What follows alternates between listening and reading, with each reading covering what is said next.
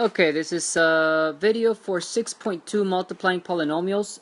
I am going to continue where we left off yesterday, so I'm going to continue with the last two problems that we did not cover yesterday. So just so you know, we're starting with 6.2 multiplying polynomials, which we already covered in class yesterday with this essential question from yesterday. Okay, so I'm going to start with the two bottom problems that we did not get to. Let's get to those right now. So we're going to start here first with a definition. It says verifying polynomial identities. It says a mathematical relationship equating one polynomial quantity. Okay, I'm going to stop right there. I just saw a word that is important. Equating. A mathematical relationship equating. That means there's an equal sign, setting two things equal to each other. One polynomial quantity to another polynomial quantity. So like this one. Here's a polynomial quantity equal to another polynomial quantity. So there's a relationship between these two where they're equal to each other. That is what we call a polynomial. Oops, let's undo that, fix that. It's what we call a polynomial identity. So when you guys hear the word identity, it's a relationship between two things that are equal to each other, okay, and that they're always going to be equal to each other. So in this example right here, this is a polynomial identity. X squared minus a squared is always going to be equal to x plus a, x minus a. You've seen this before. This is what we call the difference of two squares relationship, right? Perfect square minus a perfect square is equal to x plus a, this one plus that one, and x minus a, this one minus that one. Okay, that is what we call a polynomial identity. And there are many of them. There's actually a lot of them we're going to be looking at. So let's move on to problem number 5 over here, and you'll see how we use the polynomial identities. So what we're going to be doing first with polynomial identities is verifying them. Verifying simply means check. Check that this is true. So we're going to be checking that this is actually true. Is x plus a quantity squared minus x minus a quantity squared actually equal to 4ax? So we need to check that it actually is true. To check, what you're going to do is you're going to simplify both sides of your equal sign as much as you can until they're equal to each other. So for example, in this one, the right side, there's nothing to do. You can't simplify any further. But on the left side, there's stuff to do, right? There's work to be done on this side in order to simplify it. So let's get started. What I'm going to do on the left side right here is I am going to go ahead and square the x plus a. I'm going to start with just that. X plus a squared means multiply it times itself. Do not make the mistake of distributing the square and saying, oh, it's x squared plus a squared. It doesn't work that way, okay? This is a rule that we have, but only if there's a product inside. This is not a product, it's a sum. So what you have to do is you split them up and you multiply them times each other, okay? We're going to be distributing to solve that, but first I'm going to go ahead and do the same thing for this other pair. So minus, you know what, in order to not confuse myself, I'm going to do that in a different color, in black, for example. Minus x minus a times x minus a. And what we're doing is we're going to go ahead and multiply it all out to check that actually we get 4ax at the end. I'm not going to touch the right side. It's already done. What I want to do is simplify the left side as much as I can to see if I actually get 4ax. Okay, let's start with the blue ones. Let's multiply that out.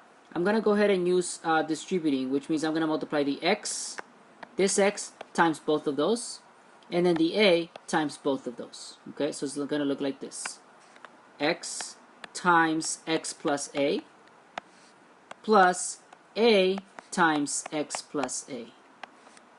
Do you guys follow me there? What I did is I just split up these two. X times both of these, a times both of those.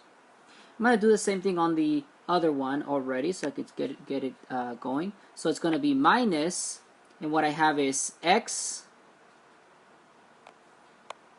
times x minus a minus a times x minus a. Why did I use minus on that one? Because it says x minus a, so I use minus there. Okay, and why did I keep these parentheses here? Because this negative is outside of these parentheses, so I want to make sure that I do the step correctly. Alright, so I'm going to close parentheses right there. and we're going to simplify all of that. All right, let's keep going. The blue one, what you're going to do is you're going to distribute the x. So what we're going to get is x squared plus ax, or xa, which is the same thing. For the second part, I'm going to get ax again plus a squared. Let's keep going on that blue one so we could finish it already. I see x squared and a squared. Those do not mix, but these two do mix. Ax plus ax is 2. There's 2 of them that are the same, so it's 2ax.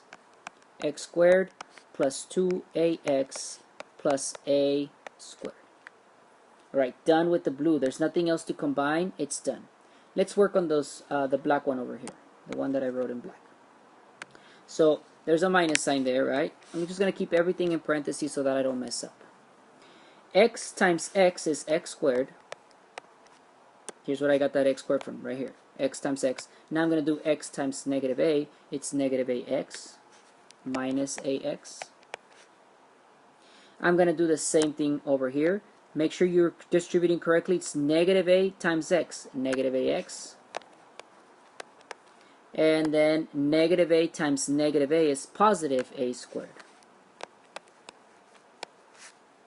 Okay, we're almost there. Now what I'm going to do is use what I learned from before. This minus sign means that everything here is going to change signs. Oh, actually before that, notice this pair right here? Those two are the same, so let's put them together. So it's going to be minus x squared, negative 8x and negative 8x. That's negative 1 minus 1. That's negative 2ax. They are the same, so I can combine them, plus a squared. Alright, we're almost there. Let me bring down the blue one.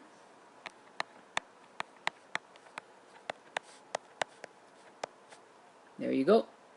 What I'm going to do next is I'm going to distribute this negative to make sure I have the correct signs, which means that this one's going to be negative, this one's going to be positive, this one's going to be negative. Actually, I'm going to stack these three underneath these with their new signs. So here's what I'm doing. This one is negative x squared, so I'm going to put negative x squared right here. The next one is positive 2ax, so I'm going to put positive 2ax right here. And the next one is negative a squared, so I'm going to put negative a squared right there. And I'm going to use vertical addition or subtraction, really is what we're doing, of these numbers, of these terms. The a squared and the negative a squared cancel out. The x squared and the negative x squared cancel out. So what's left is the one in the middle. They're both positive, so just add them. 2ax plus 2ax is 4ax, which is exactly what's on the right side. So what you have now is 4ax equals 4ax, which confirms the identity. And that's basically what you're going to be doing. Yes, I know this is a lot of work right here, but all you're doing really is multiplying, right? Just break it down. Notice that I did this one in blue so I wouldn't get confused, and I did this one in black. Another option you could do is just do this one all the way through, and then once you're done with it, stop. And then do this one all the way through, and then once you're done with it, stop. And then put them together so you don't get confused trying to do them both at the same time. But the idea is that you're going to do all the calculations, simplify it as much as you can so that both sides are the same, and that verifies, it confirms that the identity is correct. Okay, so here's what I want you guys to do now. Go to your side, and I know that yesterday in class we didn't get to do any of the ones on your side, so I want you guys to try a few. Now there are 6 of them. That would be too much to do right now at one time. So let's go ahead and just concentrate on a couple. Work on number 1, and then you can skip 2 and 3 because you're going to get to practice that anyway in these few ones over here. And then work on number 4 and number 5. 5 is a little bit of a challenge, so just make sure you're knowing what you're doing. To verify the identities, go ahead and multiply them out to see if you get this. In this one, this is already done. There's nothing to do. So go ahead and multiply here to see if you get that. Okay, so that's going to be a little bit tough. Try to work through it, okay? So number 1, number 4, and number 5 only for now. So go ahead and pause the video. Take about, let's say 7 minutes. Okay, to do as much as you can. I know you're probably not going to finish all 3 of them, but try to get as many as you can. Take about 7 minutes to work on all 3 of those, and then come back to see what the correct answers are going to be. Okay, go ahead and pause the video now. Okay, here we go. These are the correct answers, starting with number 1. What I did is I decided to multiply horizontally, so I split up the first binomial 3 plus 2x. Here's 3, here's the 2x, times 4 minus 7x plus 5x squared, which is the other one, right? 2x times 4 minus 7x plus 5x squared. And then at that point, I just distribute. Distribute the 3 here, distribute the 2 here. So I got 12 minus 21x plus 15x squared. On this one, I got 8x minus 14x squared. Make sure you're adding the exponents.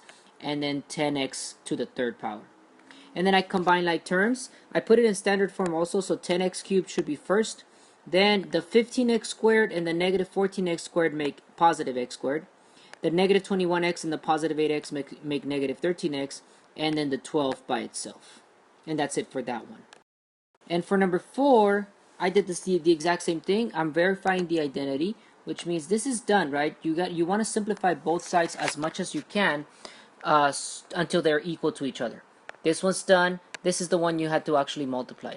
So I split up the first binomial into a and b, and I multiplied it times the trinomial, a squared minus ab plus b squared. So when I take the a and multiply times these 3, I get a cubed minus a squared b, that's that one, plus ab squared. See that? It's a times b squared, ab squared. In this one, it's b times a squared, so we always write the variables, not always, but usually in alphabetical order so that they stay the same. So b a squared is a squared b. B times negative ab is negative a b squared, because it's b times b. And then b times b squared is b cubed. And then what happened here is that this one that I crossed out in yellow and this one that I crossed out in yellow are exact opposites of each other. See, one's positive, one's negative, and they're both a squared b. So they cancel. Same thing for the ab squared and the negative ab squared. They canceled. That's why I put them both, crossed them both in black. And then so what's left is a cubed and positive b cubed, which is that. And that confirms our identity. Number 5, it's a lot longer because you have to do a lot of multiplications, but the steps are basically the same. What I did is I took the a here and multiplied it times all 5 of these terms. There's only 5. I know it looks like a lot, but there's only 5. And then I took the negative b and multiplied it times all 5 of them. And then I distributed all of them. A times a to the 4th, a to the 5th. A times a cubed, a to the 4th, b. A times a squared, b squared, a cubed, b squared. A times a, b cubed is a squared, b cubed. And a times b to the 4th, a b to the 4th. For this one, it's b times a to the 4th, so it's a to the 4th b. B times a cubed b is negative a cubed b squared, negative, because this one's going to be negative for all of them, right? Because it's a negative b. Negative a cubed b squared. Negative b times a squared b squared. Keep the a squared the same, but add up the exponent, so it's b squared plus b to the 1, so it's b cubed. The next one is a b to the 4th, and the last one is b to the 5th. Okay, and then what I did is I started canceling things that were the same but opposite signs. So like the a to the 4th b cancels that one. The a cubed b squared, here's a negative a cubed b squared. A squared b cubed, here's a negative a squared b cubed. ab to the 4th, here's a negative ab to the 4th. They cancel each other out.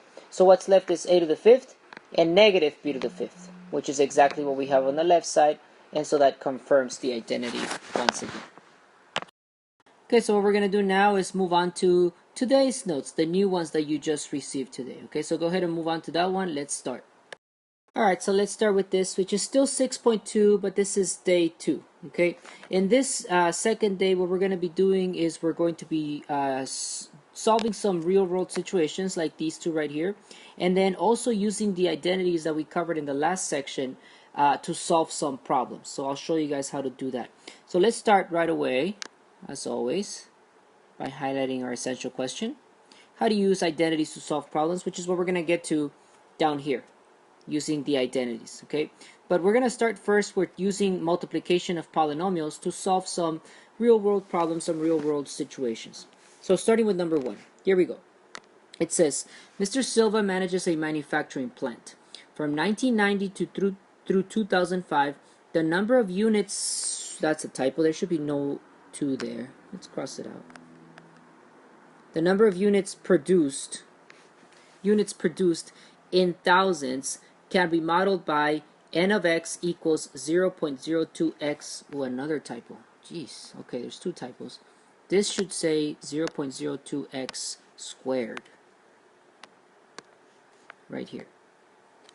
Okay, so go ahead and add a squared for that one. Alright, let's keep going. The number of units produced can be modeled by this function. Okay, so this function represents, before I continue reading, how many units Mr. Silva's manufacturing plant produced from 1990 through 2005. Where x is the number of years since 1990. So this only covers from 1990 to 2005. So let's say, for example, on year 0, that means 0 years from 1990, starting with 1990, you plug in 0 here, you plug in 0 here, there were 3 units manufactured. On year 1, you multiply, you put a 1 here, you put a 1 here, and it tells you exactly how many units were manufactured on year 1, which is 1991. On year 2, and so on. You could actually figure out exactly how many units were manufactured on every single year since 1990 by plugging in the number of years. Let's keep reading.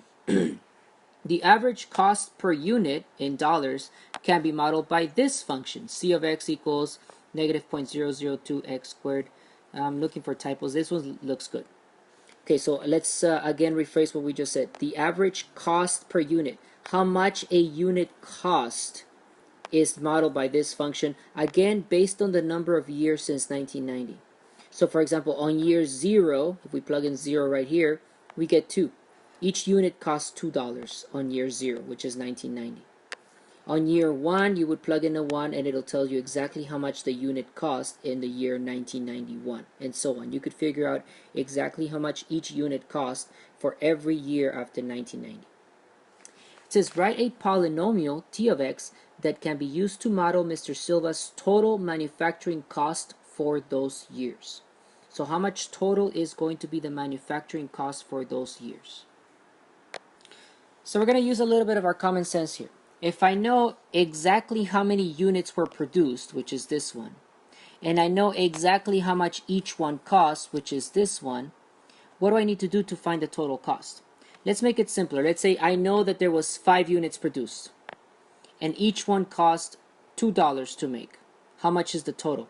5 units, $2 each, that makes $10, right? So what do we do with those two numbers? We multiply them. In this case, they're not just simple numbers, they're polynomials. This is how many units were produced. This is how much they cost to make. So the total cost is going to be this one times that one. And that's what I'm going to start with. The total cost, the function for the total cost is the number of units times the cost per unit. That's what we're doing. We're multiplying them times each other. So here we go. We're going to do it right now. I'm going to do this using the box method because I do notice a lot of decimals, right? There's a lot of chances for me to mess up. So I'm going to use a box to multiply them out to stay organized. So I'm going to start by drawing my box with making sure that there's enough space for each one. We never use that one. Okay, I drew 3 vertical lines to show that there's 3 terms on this one. I drew 3 horizontal lines to show that there are 3 terms on that one. I cross out the top left corner because I don't need to use it. And what happens there is that now you have 3 boxes up here and 3 boxes down here, down the vertical side. 3 boxes up here on the top, 3 boxes down here. We're going to use each one of those to put one of these terms in there. So for this one, I'm going to start with this one. I'm going to write all 3 of the terms here. 0.02x squared, 0.2x, and 3. And for the other one, it's going to go down the vertical. These 3 are going to go down this way. So what you're doing really is making a multiplication chart. So it's negative 0.002x squared, negative 0.1x, and 2. And now what you're going to do is you're going to fill in each box by multiplying the 2 numbers that meet up at that box. So for example, for this box right here, I multiply this one times this one, because those are the two numbers that meet up right there. So we're going to be doing a bunch of multiplication. All you got to do here is got to be careful. Make sure you remember the rules. Multiply the coefficients, but add the exponents. Okay? And also, to make sure you minimize your errors, double check with your calculator to make sure you're multiplying correctly. Okay, so here we go. So the first multiplication, which is 0.02x squared times 0.002x squared, my calculator tells me that I get negative, because it's a positive times a negative, negative 0.400004 x to the fourth power, because you add the exponents. Alright, the next one I'm going to do is this one, which is 0.2 times 0.002. The calculator says it's negative, once again, because it's a positive times a negative, negative, you know what, let me do these in a different color so they stand out and I can see clearly, negative 0.0004 x to the, remember to add the exponent, so it's 2 plus 1, so it's x cubed. There you go. The next one, I can actually do that in my head, it's just 3 times this, so it's going to be negative 0.006, because it's 3 times 2, x squared. There's no power next to the 3, so it's just x squared. Basically, keep that one. I'm going to real quick erase this one and write it in red, so just so it stands out with all of these, and so I know the difference between those and those. Okay, so let me go ahead and do that. Alright, so it's going to be negative 0.4 zeros of 4, and then x to the fourth. Alright, let's keep going. Going down into this one right here. 0.02 times 0.1. 0.02 times 0.1, that one's actually pretty easy. You get the exact same thing, you just got to move the decimal over one more time. So it's going to be negative, once again negative, because it's a positive times a negative, 0.002 x to the third. Alright, keep going. The next one is going to be this one times that one. So again, just as easy. If you're multiplying times 1, this is basically 1 just with the decimal moved over once. So you just multiply this times 1, but move the decimal over once. So it's going to be 0.02 x squared, because it's x, so x squared. The next one is just 3 times 1, which is negative. Once again, negative. Oops, I forgot the negative on that last one, didn't I? So it should be negative 0.02. The next one is also going to be negative, but it's going to be 0.3 because it's 3 times 1, x. Alright, we're almost there.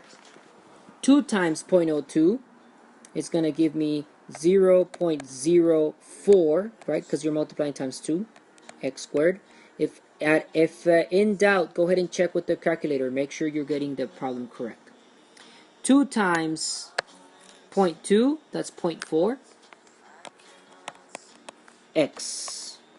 And finally, 2 times 3 is 6. There you go. And now what you got to do is you got to put all of these together. You got to combine all the like terms, okay? So to help you out, you make sure you have a calculator just to double check. First one I'm going to do is this one right here, because it's the only one that has x to the fourth in it. So it's going to be negative 0.00004 x to the fourth. The next one is this one and this one together. Okay, they're both negative, so all you got to do is just combine them together. They're both x cubed. So to double check, use your calculator. What I get is negative 0.0024 x cubed.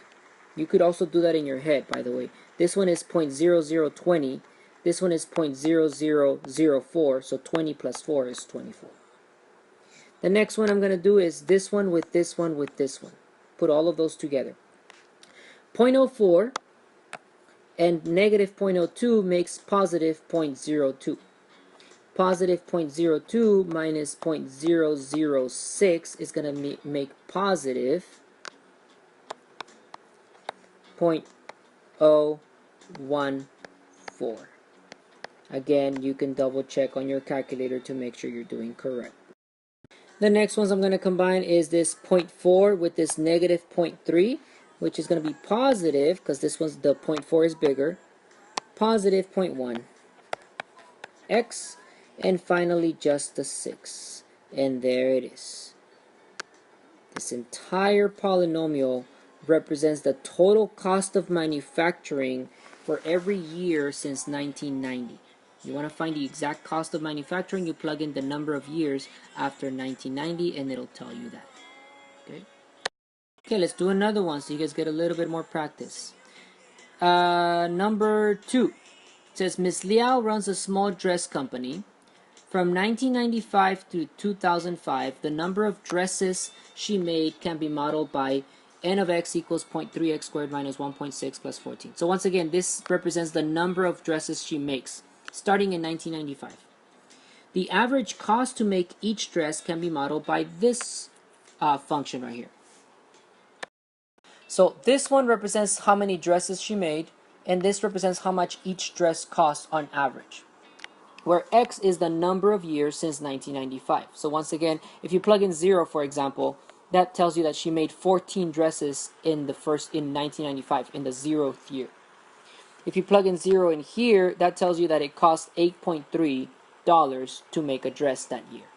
But every year it changes, because if you plug in 2, you're going to get a different number. If you plug in 2 here, you're going to get a different number. Write a polynomial that can be used to model Miss Liao's total dressmaking cost, T of x, for those years. So we're trying to figure out her total cost of making those dresses, T of x. It's basically the same problem as before. If we know how many dresses she made, N of x, I gotta multiply times how much each dress costs to make on average, so C of x. If you multiply the number of dresses times the cost, it'll give you the total. So that's what we're going to do. Once again, I'm going to use the box method to organize my work. Okay, so I have a trinomial times a trinomial. So once again, I'm going to make 1, 2, 3, 1, 2, 3. Don't use that one. 3 terms on the first one, so it's 0.3x squared. 0.3x squared minus 1.6x, negative 1.6x, and 14. Down the left side, I have negative 0.001x squared, negative 0.06x, and 8.3. And now we're going to do is multiply inside the boxes to figure out exactly what we get. Like before, make sure you're checking this on your calculator just to make sure you don't mess up. For the first one, what I get is negative, because it's a positive times a negative, 0.000, I get 3 zeros and then a 3. X to the 4th, because it's x squared and x squared. For the next one, what we're going to get is positive, because it's a negative times a negative, positive 0.0016. X to the 3rd? Yeah, x to the 3rd, because add up the exponents, remember? The next one, what I'm going to get is 14 times, it's going to be negative, I know that. 14 times 1 is 14, but you're going to move the decimal over 1, 2, 3 times 2, 3, 0, 1, 4. I'm doing that in my head, but you guys can double check that on a calculator. Okay, the next one is 0.3x squared times negative 0.06x. That's going to be, again, another negative. So it's going to be negative 0. Now let's see, it's going to be 3 times 6, which is 18, but I need to keep an extra 0, so it's going to be 0, 0, 1, 8. Wait, let me double check that. 0, 0, 1, 8. Yeah. X to the, you're multiplying x times x squared, so it's x cubed. Alright, the next one is negative 1.6 times negative 0.06. So it's going to give me a positive, because it's a negative times a negative, it's going to give me a positive 0.096, because 6 times 16 is 96. X squared, because it's x times x. Alright, then last one in this row, it's 14 times negative 0.06, so it's going to be negative, because it's a positive times a negative. And it's 14 times 0.06, that's 84, 0.84 x. Again, you can double check all of those multiplications on your calculator. Just make sure you're adding the exponents correctly for each one. X squared makes x to the fourth. X squared x makes x cubed, and so on. Alright, the last row. 8.3 times 0.3. For that one, I do need a calculator. Let's get a calculator. My calculator says, now these are both positive, so it's positive. My calculator says it's 2.49. So 2.49 x squared. The x squared comes from that one. This one doesn't have an x. Next, 8.3 times negative 1.6. Once again, I'm going to punch that in the calculator. Calculator says it's 1328, but this one is negative, so negative 1328. 13.28. X, just x. And the last one, 14 times 8.3. Calculator says 116.2. Alright, and now it's just a matter of putting them all together and in standard form. So I'm going to start with this one because it's the only x to the fourth. Negative 0.0003 x to the fourth. Then I'm going to do the x cubes. It's this one and this one. 0.018 and 0.0016. It's going to give me a positive, nope, a negative. It's going to be a negative 0.0164 x cubed. Keep going with these three, right? This one, and this one, those three right there. Let's put them together. 2.49 and 0.096. So what you got to do is add these two because they're both positive, and then subtract that one just to make sure everything's being done correct. Go ahead and punch that in the calculator to make sure you're not making any mistakes. So let's see, my calculator says that it's 2.572x squared, positive. So plus 2.572x squared.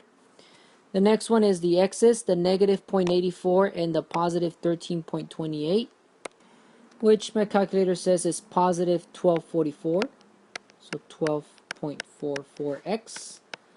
And finally, the 116.2 by itself. And there you go. This mess represents the total cost for the number of dresses that she made from 1995 to 2005. Okay, so what I want you guys to do right now is go over to your site and work on number one. Just number one for now. We are still need to do the identity stuff. So just number one, see if you guys can do that one, figure it out. Remember, use the calculator to check that you're doing the work correctly. Okay, so pause the video right now. Take about, let's say 4 minutes to do number one, and then come back once you guys are done with that one. Okay, so here's the answer that I came up with for number one. Once again, just like the ones that I did, you're going to be multiplying the number of toys, which is this one, times the cost for each toy made, which is this one, to find the total cost for making the toys. So I set it up for my box method. So it's this trinomial, which is this one, and then this one is the cost one. Multiply each one. Remember, make sure you're checking the signs. Make sure you're using your calculator to double check your multiplications. Okay. So I got these numbers, and then again, like always, I canceled these two. I put these two together to make that one. These three make this one right here. These two make this one, negative 51.84 times 0.84x, and then 575 just comes from the 23 and the 25. This is what you guys should have. Negative 0.0028x to the fourth minus 0.048x cubed plus 17.568x squared minus 51.84x plus 575. Okay, so the last two problems I want to show you guys is on using those identities that we practiced on the last section, right? We practiced how to verify identities, to check that the identities are actually true. We're not doing that here. We're assuming that the identity is true. What we want to do is use them to solve some problems. So for example, in number 1 it says, here's this polynomial identity. X squared plus y squared together, quantity squared, is equal to x squared minus y squared, quantity squared, plus 2 times xy, all of it squared. You can use this identity to identify what we call Pythagorean triples. Okay, so you can find Pythagorean triples using this identity by plugging in a value for x and a value for y. It'll give you a number here, another number here, and another number here. Pythagorean theorem, if you recall, is a squared plus b squared equals c squared. So that's what basically this is saying.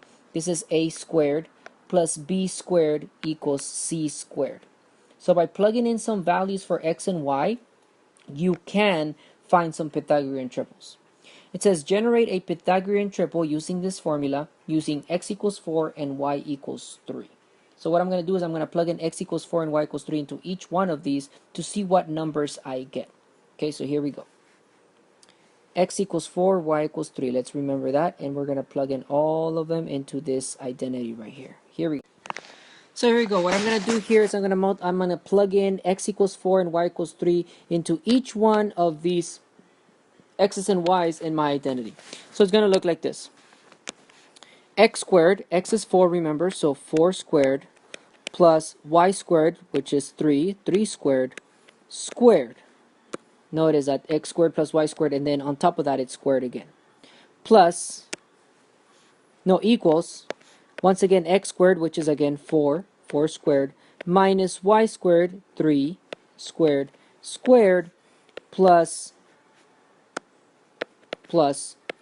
2 times x, which is 4, times y, which is 3, all of that squared. Let's simplify this. On the left side, I have 4 squared, which is 16, and 3 squared, which is 9, squared. In the middle one right here, I have 4 squared, which is again 16, minus, once again, 9, squared, plus, on this one, I have 2 times 4 times 3. That's 8 times 3 is 24. Squared. All right, let's keep simplifying the other one. 16 plus 9 and 16 minus 9. 16 plus 9 is 25. So this is 25 squared. 16 minus 9 is 7. So that's 7 squared equals, nope, not equals, plus 24 squared. All right, at that moment, since all of them are simplified and they're squared, now I can identify, can you guys see the Pythagorean theorem here now? A squared plus b squared equals c squared. You have two numbers that when they're squared, it equals to another number squared. This is your triple. 7, 24, 25 is a Pythagorean triple. Let's write that down. 7, 24, 25 is a Pythagorean triple. Let's confirm it. Let's make sure that it actually works by finishing the work here. Let's see that the left side is actually equal to the right side. 25 squared is 625 equals 7 squared is 49 and 24 squared is 576. Is this true? Is 49 plus 576 equal to 625? You can check that on a calculator to make sure that it's correct, but it is, right? 576 plus 49 equals 625. That confirms that for x equals 4 and y equals 3, these three triples are generated using this identity right here. What that means is that this identity is always going to be true. You can choose any value of x and y and create another different triple just using this formula. You could come up with a bunch of different triples by plugging them into this formula. Let's do another different one using a different identity for number 2. Alright, number 2 says the identity x plus y squared is equal to x squared plus 2xy plus y squared can be used for mental math calculations to quickly square numbers. Okay, so it doesn't tell you which ones to square. Let's choose a number right now to square. Let's pick an easy one, like I don't know, 15. Let's pick 15. Okay, I'm sure some of you guys already know the square of 15, but just to check an easy one, and then we'll try something a little bit more complicated. So 15 squared. I want to square this using this identity right here. So what this identity says is that I can square a number that is the sum of two other numbers. So let's take the 15 to make it look like this.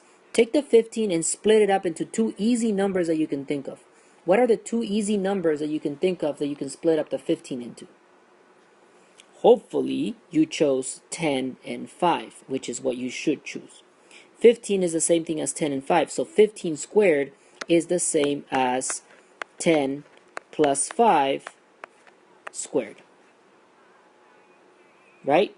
So now you can see that this looks like that, where x is 10 and y is 5. So I can use this formula to find the square by plugging in 10 for every x and 5 for every y. So let's do that. For x, I'm going to plug in 10. Actually, let me write that down so you guys can see what I'm doing. X is 10 and y is 5. Where did I get that from? From looking at the 15 and splitting it up into two easy numbers. I chose 10 and 5 because I know 10 is an easy number to multiply, and also 5 is an easy number to multiply. Okay, so 10 is x and y is 5. All I got to do is just put them into this formula. Look how easy the formula actually is. I know it looks confusing, but look. All you're doing is squaring the first number. That's x squared. Square that one. Squaring the last number. That's 5 squared. That's at the end. In the middle, you're multiplying the two numbers times each other, x times y, and then doubling it, multiplying it times 2. That's all you're doing, and you could figure out the square of 15 by just doing that.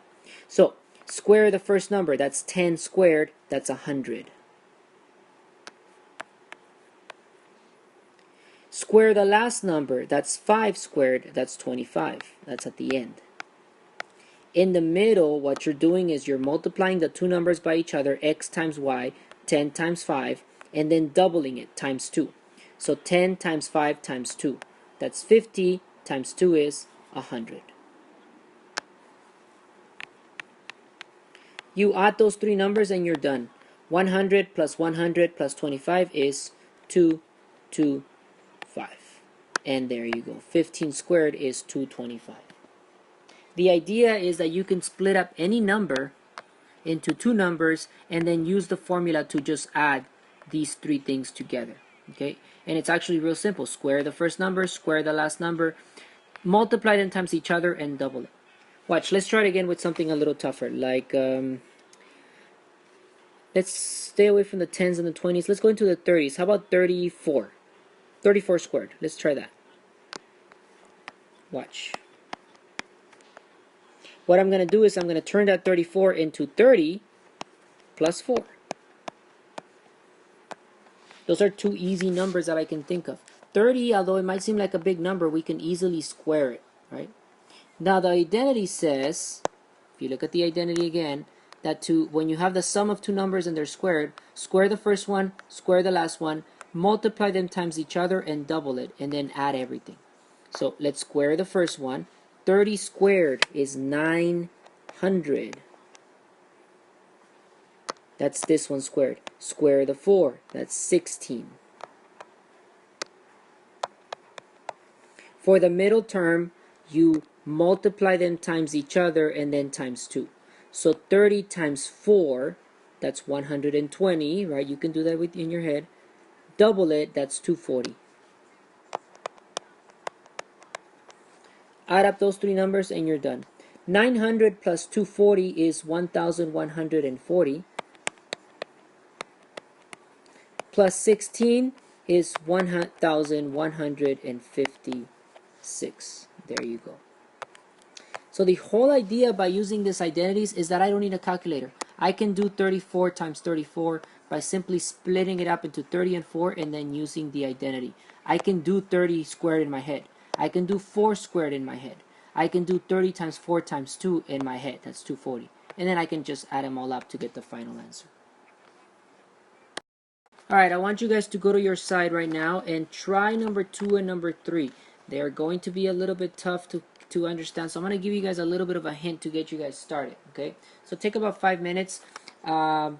No, actually, let's say 4 minutes for each, because these two do take you a while. So take about 8 minutes to try to get both of them. They are going to take you a while. They always take a little bit to get started. So I'm going to give you guys just a little hint to get you guys started. So for example, for number 2, it says you can use this identity to use mental math to quickly multiply two numbers. So this is not for squaring numbers, it's for multiplying two numbers. For example, 37 and 43. The one that I did before was specifically used for squaring a number. I take any number and square it by splitting it up into two pieces, and then I can do each part in my head. This is specifically for multiplying two numbers that are different from each other. Okay, what is the relationship between the two numbers is that one number is the sum of two numbers, and the other number is the sum of the difference, I mean, of the same two numbers. Okay, so usually we use this when there's two numbers that have a specific middle point between them. So for example, 37 and 43. What is the number that is right between the two? Hopefully you came up with 40, right? So if you look at them, how are they both related to 40? This one's 40 minus 3, and this one's 40 plus 3. This one is that one, 40 plus 3. This one is this one, 40 minus 3, which means that your x value is 40 and your y value is 3. And now you can easily do the calculation by plugging in 40 in here and 3 in here. All right, so I'll leave you with that hint for that one. Alright, and the hint for number 3 is that it's very similar to the one I did, but except the one that I did is x plus y squared. So you take a number and you split it up into the sum of two numbers. So for example, I took 15 and I split it up into 10 plus 5. But you can't use that exact same strategy over here because it doesn't say x plus y, it says x minus y squared. But you can still come up with two numbers here that when you subtract them, they give you the number that you want. So for example, my number is 18. I don't want 10 plus 8 because I don't have a plus, I have a minus. So what are the two numbers that I can subtract that are easy numbers that give me 18? You should come up with the next number, round the 18 up to the next highest number, which is 20. 20 minus 2 gives you 18. So in that case, your x value is 20, your y value is 2, and then all you got to do is plug in those numbers into this formula from before, which is very similar from before, except it's not plus, it's minus right here. And then you should be able to come up with the 18 squared. Okay, so go for it. Struggle with them for a little while. Pause the video right now, then come back to see the answer. Okay, so here we go. This is the work that I did. So for number 2, I chose, like I said, for in your hand, x equals 40, y equals 3. Why did I choose that? I looked at the two numbers and I figured out the number right between them is 40. So how are they both related to 40? This one is 40 minus 3. This one is 40 plus 3. So that tells me that my identity works with 40 plus 3 and 40 minus 3. So if I use those two numbers and I plug them all into my identity, this is what I came up with. 40 plus 3 for the first one, 40 minus 3 for the second one, equals 40 squared minus 3 squared. 40 plus 3 is just 43. 40 minus 3 is just 37. So that's exactly what they wanted me to do. Find the product of 37 and 43. 40 squared is 1600. When you're squaring a number that is a multiple of 10, just square the first number and then put two zeros at the end. That's exactly what you're doing every single time. Minus 3 squared, which is 9. So 1600 minus 9 is 1591. That is correct, and I did not need a calculator to do that. I also did not need to do a long multiplication problem to get that. Number 3. For number 3, I chose x to be 20 and y to be 2. And once again, why did I choose that? It's a very, very specific reason why. You got to choose the correct x value and y value, and that way you can use the formula. I choose x equals 20 and y equals 2 because my identity, I noticed that it says x minus y. So I wanted two numbers that would be easy enough to work with, and that when I subtract them, they make 18. And those are the two that I could come up with. You could use much bigger numbers. For example, somebody could come up with 40 minus 12, for example. But that's really not going to help you when you try to do this, right? Because you have to do 40 squared, 2 times 12 times 40, and then 12 squared. You want to make your job as easier as possible. So usually one of the numbers, not usually, always, we try to make one of the numbers a single digit number because those are easy. So like, for example, y equals 2. Here, we use 3, right? In my last problem that I did in the over here, y is 5. 4, right? We want to at least make one of them a single digit number. Alright, so then once I chose that x equals 20 and y equals 2, all I did was plug them all in here. So here's 20, here's 2. 20 minus 2 squared equals 20 squared minus 2 times 20 times 2 plus 2 squared. 20 minus 2 is just 18. 18 squared is what I have on the left side, which is exactly what they're asking me to find. What I need to worry about is simplifying the right side. 20 squared is 400.